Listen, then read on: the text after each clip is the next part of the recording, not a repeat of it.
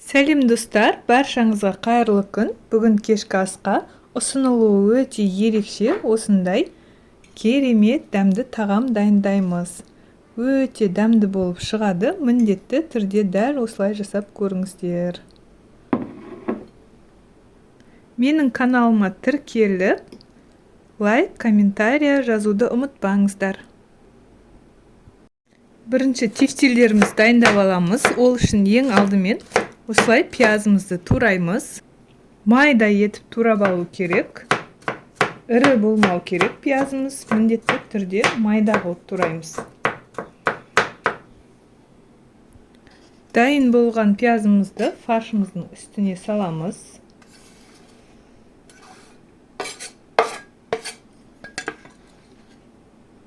Сонан соң өзімізге ұнайтын зелендерден аламыз. Оны да майдалап, турап, қосып жібереміз.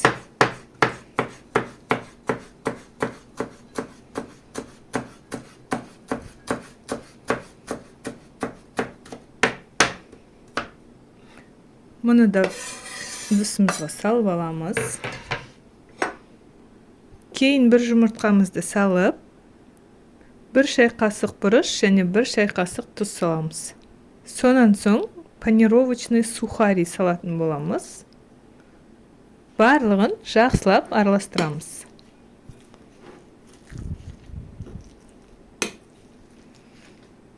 Мінекей фаршымыз дайын. Дайын фаршымызды кішкене қолмен ала отырып, осылай домалатып, тефтил жасайтын боламыз. Майда-майда етіп.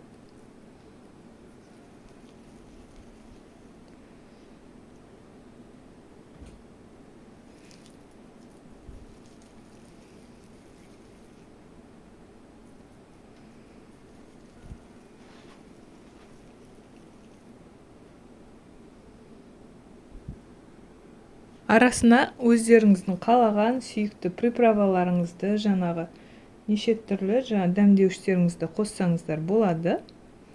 Оның барлығы өз қалауларыңыз. Тефтиліміздің барлығы дайын. Енді қызып тұрған тапамызға май құйып, осының барлығын қуырып аламыз. Шетінен сала отырып, бір қызартып қуырып шығамыз. Қатты пісіріп қажеті жоқ. Жаңағыдай сыртын бір аунатып майға қуырып аламыз. Қуырып жатып, жаңағы осылай аунатып, жаңағы барлық беті майға тиіп қуырылу қажет.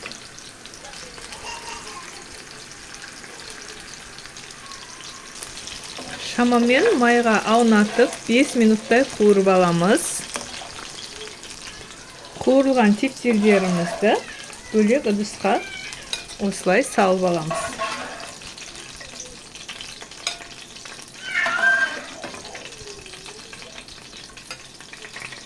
Мінекей кішкене қызарып піскен. Енді қалған тефтиліміздің барлығын дәл осылай қуырып дайындап аламыз. Мінекей қалған бөлігінде дәл солай қуырып шығамыз. Мінекей тефтиліміз дайын. Келесі кезекте осындай үлкен-үлкен 5-6 картошкамызды алып, пюре жасауға, қайнатуға дайындаймыз. Ол үшін картошкаларымызды осылай тез пісу үшін мен турап аламын. Барлығын турап шығамыз. Сонан соң үстіне қалауымызша тұзымызды сеуіп, суымызды құямыз.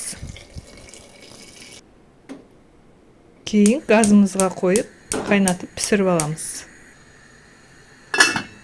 Пюреміз піскенше подлив дайындаймыз. Бірінші помидорды майдалап турап аламыз. Міне осылай майда етіп турап аламыз. Енді қызып тұрған тапамызға май құйып,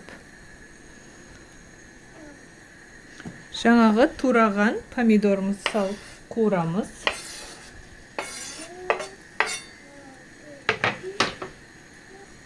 Жақсылап қуырып алатын боламыз.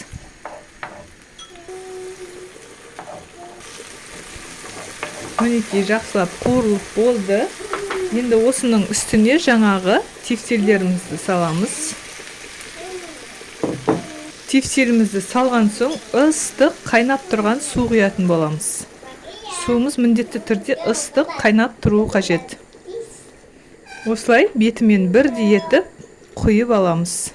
Құйып болған соң дәміне қарай тұзымызды себеміз. Кейін мен осындай жасыл бұршақ қосамын. Бұл өз қалауларыңызша, қоспасаңыздар да болады. Енді бетін жауып, астын орташа отта 10-15 минут қайнатып аламыз. Енді подливіміз пісіп дайын болғанша жаңағы пюремізді дайындап аламыз. Біздің картоптарымыз пісіп дайын болды. Кішкене тұзымызды сеуіп, және де сары май қосамыз.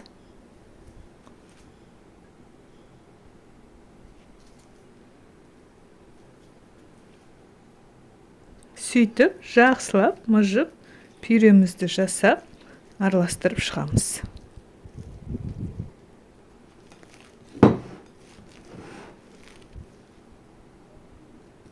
Мінекей біздің пюреміз де дайын.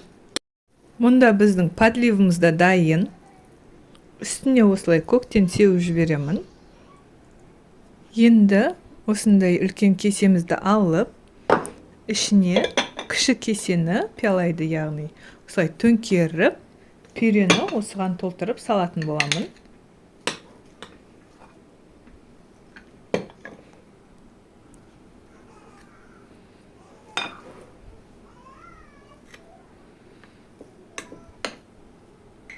Салып болған соң бір тегіс етіп, осылай тегістеп шығамыз. Салып болған соң осындай тамақ салатын ыдысымызды алып, осыған былай төңкереміз. Төңкерген соң кесемізді аламыз. Сонан соң пиалайымызды аламыз. Бізде осындай домалақ ыдысша шығуы керек. Жаңағыдай қисықтау шеттерін қолмен туралап жіберуге болады. Енді осыған жаңағы подливімізді құямыз.